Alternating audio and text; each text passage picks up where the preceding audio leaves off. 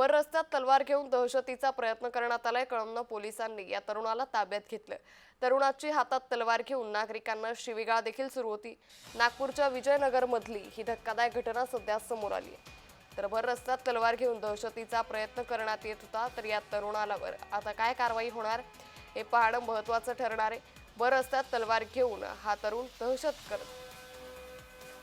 या संदर्भात अधिक माहिती घेऊयात आमचे प्रतिनिधी तेजस महातुरे यांच्याकडून। तेजस, या तरुणावरती कशा पद्धतीने कारवाई केली जाते? काल दुपारच्या सुमारास हा तरुण जो आहे भर रस्त्यात तलवार घेऊन दहशत निर्माण करत होता। त्यासोबतच तो आजूबाजू राहणारा शेजाऱ्यांना शिवाळ गाडी करत होता। ही माहिती जेव्हा नागरिकांनी पोलिसांना दिली त्यावेळेस पोलिसांनी येऊन त्याच्यावर कारवाई केली। त्याच्याजवळ असलेली तलवार ते हिसकवली।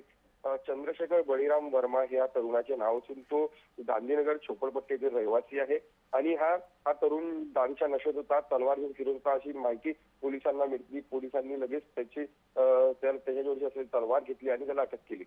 निश्चित तेजस, धन्यवाद आपण दिलेल्या सविस्तर माहितीसाठी।